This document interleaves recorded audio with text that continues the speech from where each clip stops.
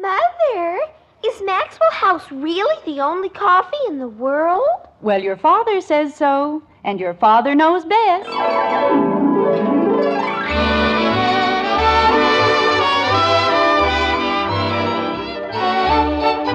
Yes, it's Father Knows Best, transcribed in Hollywood, starring Robert Young as father.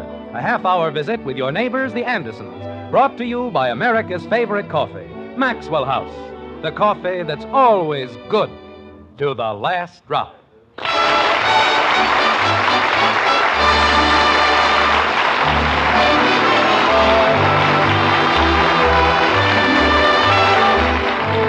In Chapter 10 of Oliver Twist, the astute Mr. Dickens observed, there is a passion for hunting something deeply implanted in every human breast. Well, in Springfield, in a white frame house on Maple Street, the Andersons are living examples of the Dickens philosophy. I don't mean they spend their days tracking wild game or stalking the savage beast in his native lair. Nothing like that. The Andersons specialize in bargains, and there are no greater hunters on either side of the Mississippi. Like this. Margaret! Honey, I'm home. Jim? Well, who do you think? It's Murgatroyd McDougal, the friendly plumber. Jim, don't you dare come into the den. I can't hear you, honey. What are you doing in the... Jim Anderson, I asked you not to come in here. Why not? I wanted it to be a surprise and you had to spoil it. Shall I go out and come back in again? No. As long as you're here, well, what do you think of it? Of what? You mean you don't notice anything new? No, everything looks just... Honey, will you please ask Bud to keep his junk off my desk? What junk? That bunch of old scrap iron. If he can't find any other place... Jim, that's the surprise. In a big house like this, I should think... It's what? That's the new lamp I bought. That's a lamp. Isn't it beautiful? Margaret... The base is an early New England weather vane, and there isn't another one like it anywhere in Springfield. Honey, I was perfectly happy with the lamp I had. It's so quaint, and a real bargain, too. I know, but you see, the lamp I had... It was only $12.95, and Mr. Adams says all it needs is some new wiring. Fine. But the lamp... How much? $12.95. You paid the junk man $13 for that... That? It was not $13. It was $12.95. I beg your pardon. And Mr. Adams is not a junk man. He's a collector of early American relics.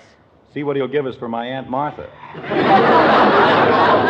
Jim. Honey, there was nothing wrong with the lamp I had, was there? Doesn't it mean anything to you to have a lamp that's, well, a little different? I'd rather have one that works. And the lamp I had... Mr. Adams said he wouldn't be surprised if this was the only lamp of its kind in the entire country. Oh, I wouldn't go that far. I mean, there must have been somebody else who needed a weather vane on his desk. Jim. After all, why guess which way the wind is blowing when you can have a weather vane right in your lap? Jim Anderson, you know very well... What if you want to do a little light reading up on the roof? Margaret, why don't you call Mr. Adams? Jim, if you're worried about the money, well, that's part of the surprise, too. You mean there's more? I saved $12 whole on the lectures, and that means the lamp doesn't cost us a thing. You say... Honey, what lectures? Didn't I tell you about that? No, dear, you didn't.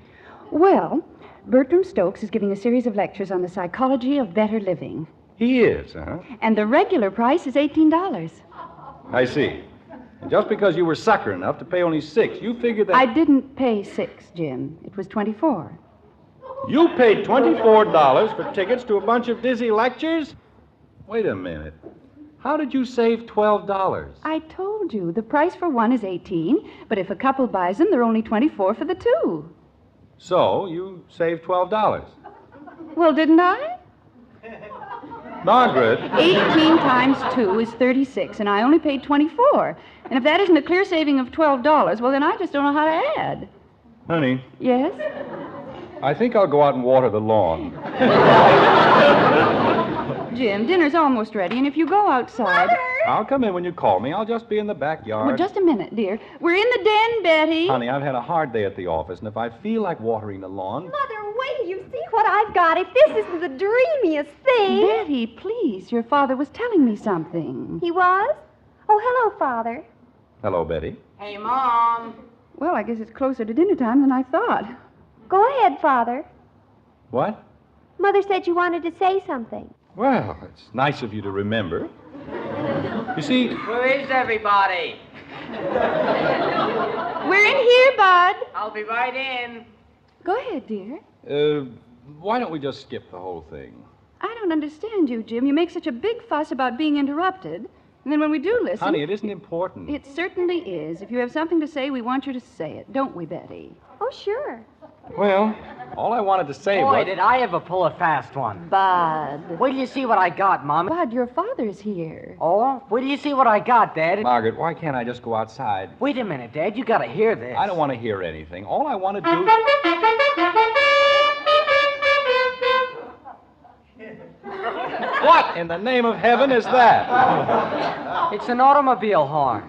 Oh, Bud. I know it's an automobile horn, but what's it doing in here? I bought it. If that isn't the silliest thing. What's silly about an automobile horn? You don't have an automobile. I might get one someday. Bud, this will probably amaze you, but automobiles come equipped with horns. Not like this one. Listen. No!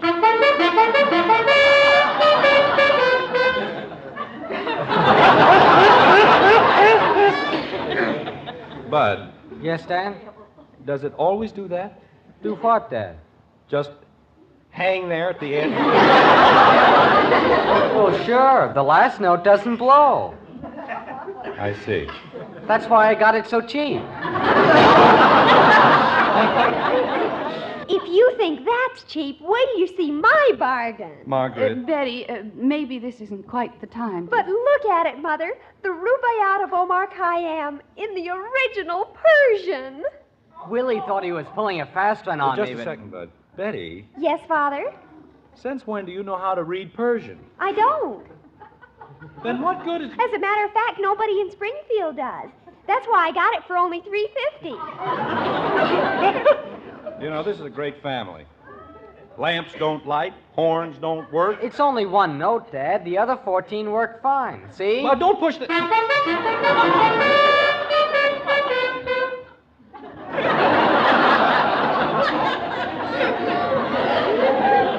Did you say something, Dad? Maybe I ought to go upstairs and lie down instead. Instead of what? Never mind.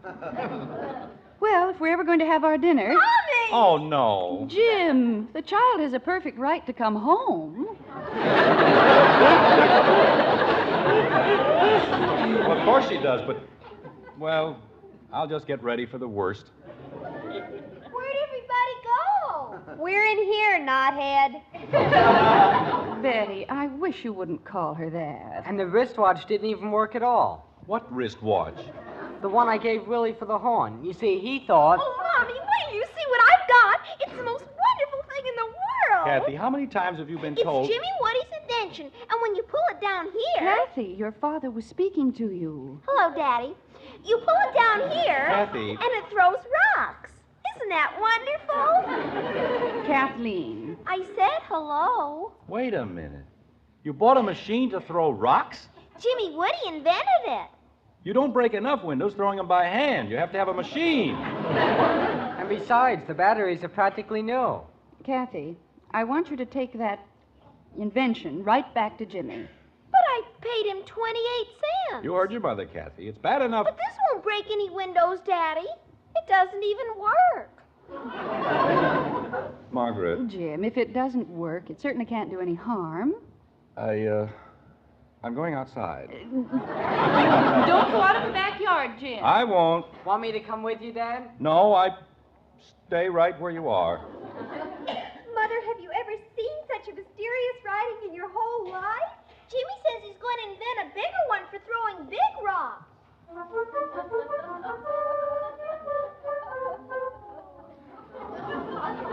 I don't know. Some people go through their whole lives and nothing like this ever happens to them. They get up in the morning and everything's peaceful and calm. They come home, have a quiet dinner, listen to the radio. But not me. I have to live in a boiler factory. My mother said there'd be days like this. but you didn't say there wouldn't be any other kind. Hiya, Jim. Hmm? What's going on over there? Oh, hello, Ed. Sounded like you were having a fox hunt in the living room. What's the big idea? Bud bought an automobile horn. A bargain. What for? I told you it was a bargain. Who needs any other reason? You're off on that again, huh? The whole bunch of them. Margaret's got a lamp in there that Benjamin Franklin probably threw away. Sounds bad. You ought to see it. Silliest looking piece of junk in Springfield. Now, let's sit down in the swing. I don't know, Ed. Sometimes I wonder if they couldn't use a good insurance man in Siberia. You wouldn't like it. Too cold. Africa? Too hot. You know, Jim, you ought to do what my friend Bill Morgan did. He showed his wife. He did? Yes, sir. He put an end to that bargain business, but quick. How did he do that? He bought a plow. Cigarette? Thanks. I don't get it. Well, don't you see? He told her it was a bargain. Well, I still don't. Jim, he doesn't have a farm. He lives in an apartment house. Well, then why did he... Oh, get it? You mean he brought the plow into the house? Kept it right in the living room. Margaret would kill me. Oh, I don't mean you have to buy a plow. Well, what do you mean? Buy something silly. Like, a Ferris wheel. Ed. Look, if it isn't really silly, it won't do any good. Buy something so cockeyed that, well, nobody can use it. Like a bridge, and they'll get the idea. Ed, you might not have good ideas, but they're certainly expensive. Well, if you want to keep paying for things like that indoor sundial Margaret bought. That was a Lulu, wasn't it? Or that porous diving helmet that Bud picked up. You're just making me sicker. Okay, but don't say I didn't tell you how to stop it. You know, maybe you've got something. You know, I'd like to see their faces if you came home with 3,000 or 4,000 goldfish. Wouldn't that be something? Ed, let's find something inexpensively silly. Well, I was just thinking. How about a truckload of rhubarb? You picked it up cheap, huh? Keep trying. 500 or 600 windshield wipers. You're getting closer. Hey! I've got it! Bubble gum. What? $1,000 worth of bubble gum. Now, wait a minute. I tell you, Jim, there'll be putty in your hands. That's it. Well, sit still, will you? Hey, where are you going? I'll see you later, Ed. I've got to call the hardware store. For bubble gum? Who wants bubble gum? I'm going to buy 100 pounds of putty.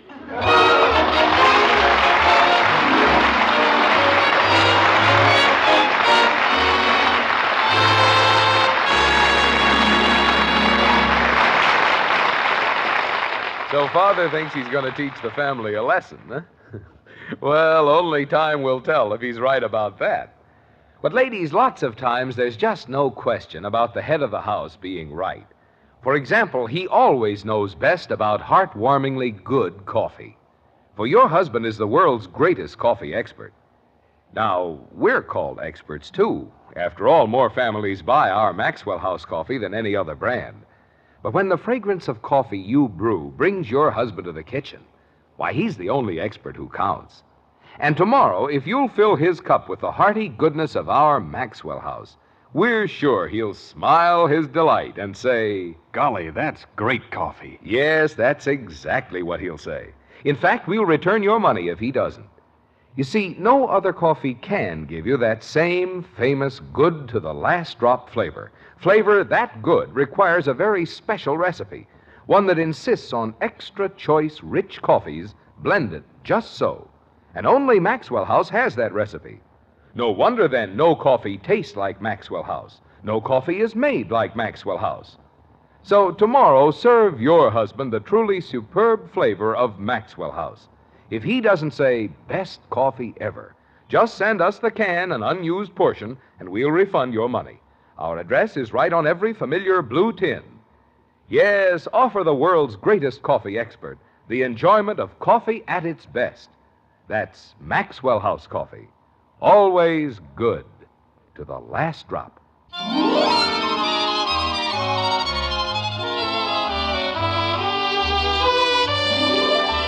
Dinner time has come and gone, and so has the delivery man from Mr. Wilson's hardware store. But in the Andersons' living room, there's a gay little group. 5 assorted Andersons and a nice new barrel of putty. Like this. Jim, of all the idiotic things to buy. I don't see anything idiotic about it at all. I've always wanted to own a barrel of putty.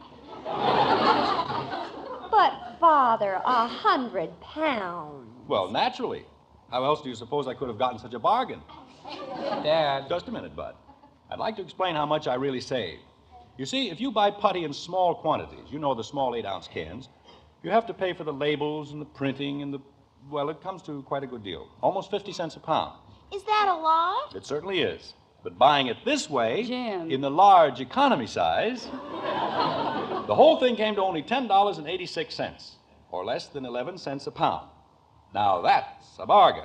Jim, Yes, Margaret? how long will 100 pounds of putty last? Oh, it'll last me a lifetime.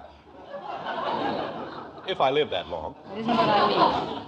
Won't it dry up? Of course not. We're going to keep a damp cloth over the barrel. And every night, Bud will go out and see that it stays damp. Won't you, Bud? Holy cow. Jim, I don't know what you're trying to prove. I'm not but trying to prove anything. Just that he likes putty. That's it.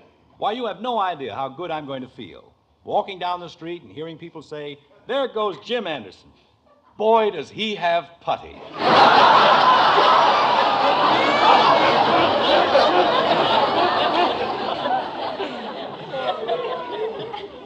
Father, Yes, Betty?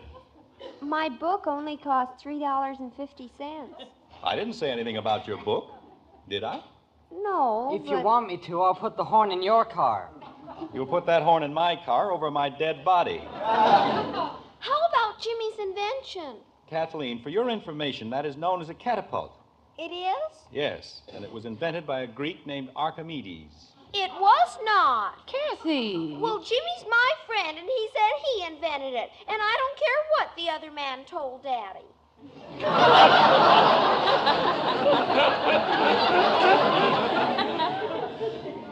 Kathy, Archimedes has been dead for almost 2,300 years. Then how could he invent anything? He had a system. Oh! Jim, I realize that some of the children's things are a little ridiculous, but Why, Mother! Holy cow, Mom. Even I know a sundial's no good inside the house. it was not a sundial. It was a bird bath. For the living room? Well, naturally, kitten. We have birds flying into our living room all the time. Now, look, Jim. Wait a minute, honey. I'm on your side. After all, we bargain hunters must stick together. Mustn't we? Every single thing I have ever bought has had a sound, practical value. That's what I said. Like those broken records you picked up. Very practical. Only the first couple of inches were broken off, and nobody ever listens to anything but the chorus anyway.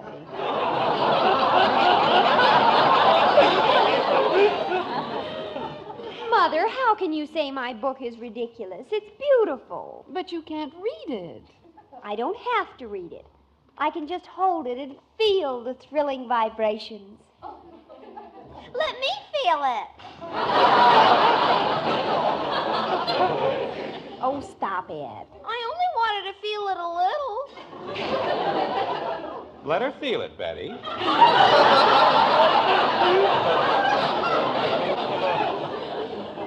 Father, if you think... Just a minute, all of you. Bud, get your horn. What are you going to do with it? We're going to put it on top of your father's putty. A horn on top of the putty? That seems like a logical place for it. Then we're going to get rid of both of them. Holy cow. Go ahead, Bud. I wonder what he'll say now. Holy cow. No imagination. Kathy. Do I have to get rid of my rock machine? Yes, Angel, you'd better bring it in here. Gee whiz, I never can have anything. Mother. You're going to take your book back tomorrow, aren't you, dear? But, Mother. Aren't you, dear? I suppose so. Jumping creep. All right, Jim. Now, are you satisfied? How about that silly-looking lamp? It is not... I'll call Mr. Adams first thing in the morning. Well, now we're getting somewhere. I suppose it's too late to do anything about that junk up in the attic. Jim, if you think I'm going to do one more thing... Okay, honey. As long as you get the general idea. Wait a minute. Hold everything. How about Bertram Stokes? Oh, no, that's altogether different. I'm interested in the psychology of better living. Everyone is. I don't need any lectures to tell me how to live better. I know how to live better. I just can't afford it, that's all. Mr. Stokes explains how to get more enjoyment out of the simple things of life. Things that cost you absolutely nothing. Like what? What? Name one thing you can do today that costs you absolutely nothing. Jim, don't be ridiculous. There are thousands of things. Name one. Well, go ahead. There must be something. Sitting in a park? Looking at birds? How long can you keep that up? Bud, stop playing with that thing and bring it in here. Okay, Dad. I tell you, Margaret, if we took the $24 you paid for those lecture tickets and invested it in steaks, we'd all be living better, and without your friend, Mr. Stokes. He isn't my friend. Well, whoever he is, goes around the country telling people how to live. If the government would split my income tax with me, I'd show him how to live. Boy, would I show him. Jim, if a few simple lectures are going to upset you that Just a second, much... honey. I better see who's at the door. I suppose I could ask him to give me my money back, couldn't I? I don't think it'll do any good, but you can certainly try. Hello, Mr. Wilson. Mr. Anderson, I hate to disturb you like this, but the most terrible thing has happened. Well, take it easy. It can't be that bad. Just terrible. It's Mr. Wilson, honey. Oh? Well, hello, Mr. Wilson. How are you tonight? Mrs. Anderson, I don't know what to say. It's a tragedy, that's what it is. What is? Of all the times to happen, with Mother's Day coming on Sunday and the hothouse just crowded with orchids. Mr. Wilson, what happened? My brother-in-law's greenhouse. It's ruined. That's it is, just ruined. Oh, why, how awful. I told him not to use the tractor. My sister's the only one who knows how to drive it. But would he listen to me? Not my brother-in-law. What did he do, run into the greenhouse? Broke every window in the north side, but every window. Mr. Wilson, we're awfully sorry. Never seen such a mess. There's just one thing I don't understand. How do we fit into it? Mr. Anderson, we've got to put in 6 dozen new windows just as quickly as possible, and you have the only putty in Springfield. Now, wait a minute. You have, Mr. Anderson. I checked everywhere. Could I please buy it back? Margaret, stop looking at me like that. How was I supposed to know? I'll give you a good profit on it, Mr. Anderson. I'll pay you anything you ask. I don't want to make anything. Just give me what I paid for it. You see, I had no idea. Oh, thank you, Mr. Anderson. From the bottom of my heart, thank you. You'll never know how grateful I am. There isn't anything to be grateful about. I had no business buying the putty in the first place. Well, I've got to hurry back to the greenhouse. Don't you want to take the putty? I'll have the truck here for it in 5 minutes. And thank you again, Mr. Anderson. Thank you very much. You're welcome. Well, Margaret. who would ever have thought that 100 pounds of putty would be so valuable? Honey, if I hadn't bought the putty... But you did. I know I did, but it should never have left the hardware store in the first place. You've made Mr. Wilson very happy, and I'm very proud of you. If I hadn't wanted to teach you a lesson, they'd have had the putty and this whole mess... Mother! Oh, Betty, wait until you hear what your father's done. I didn't do anything. The whole thing was a mistake. Mother, if you just take a good look at my book... Mr. Wilson's brother-in-law had an awful accident at the greenhouse, and your father's putty saved the day. It did.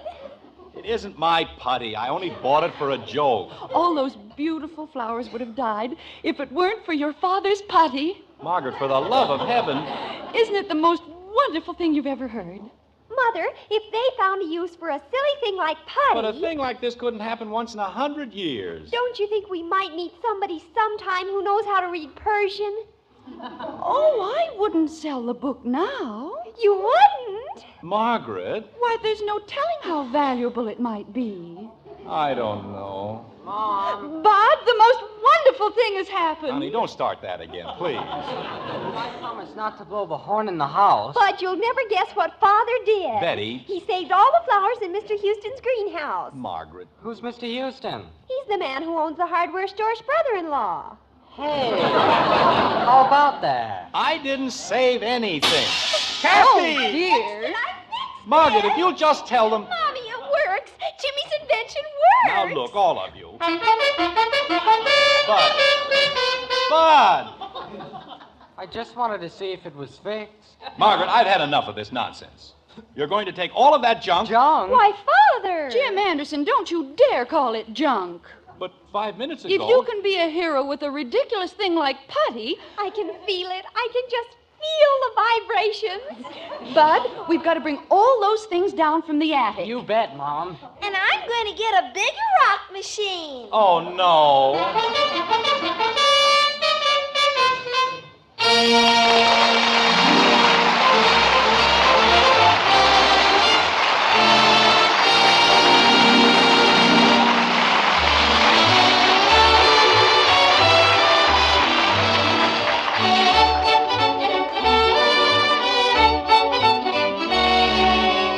You know, ladies, with coffee, flavor and value are really the same thing. Flavor is the reason you buy coffee. So your best value is the coffee with the most in flavor. And at your grocer's, there's one coffee famous above all others for flavor, our Maxwell House coffee. This weekend, then, take home one of those familiar blue Maxwell House tins with the big white cup and drop. Serve a satisfyingly good cupful to your husband, the world's greatest coffee expert. When he beams and says, "Best coffee ever," you'll know why Maxwell House is America's favorite. Then just count all the truly delicious cups you get from each pound. You'll agree Maxwell House is today's coffee buy. Yes, for the most in value, in real coffee drinking pleasure, make your coffee Maxwell House coffee. Always good to the last drop.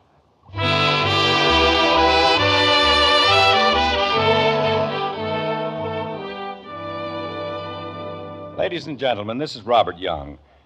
I have just been advised that Father Knows Best has been honored by the National Safety Council with its 1950 Award for Public Service.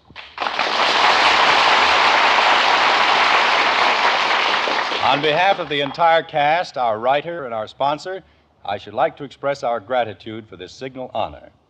And as long as we're on the subject of highway safety, I'd like to speak directly to the more than 3 million youngsters who have signed man-to-man and dad-to-daughter agreements in our Robert Young Good Drivers Club.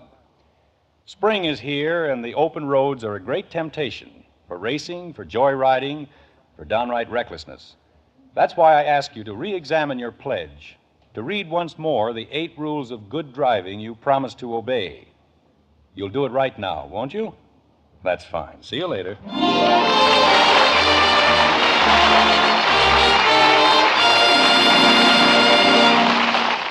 Folks, Gainsey, the famous talking dog, always says, "Gaines Meal. What about Gaines Meal, Gainsey? Nourishes every inch of a dog. It sure does. Kennel and laboratory tests prove Gaines Meal supplies balanced nourishment your dog needs for good health. Yet Gaines costs less to feed than any other type of dog food. So, folks, get Gaines Meal. America's largest selling dog food. Join us again next week when we'll be back with Father Knows Best, starring Robert Young as Jim Anderson, with Roy Bargy and the Maxwell House Orchestra. In our cast were Norma Jean Nilsson as Kathy, June Whitley, Rhoda Williams, Ted Donaldson, Barney Phillips, Tim Graham, and yours truly, Bill Foreman. So until next Thursday, good night and good luck from the makers of Maxwell House, America's favorite brand of coffee. Always good to the last drop. Father Knows Best was transcribed in Hollywood and written by Ed James. Now stay tuned in for Dragnet, which follows immediately over most of these stations. Dragnet is the story of your police force in action. Listen on NBC.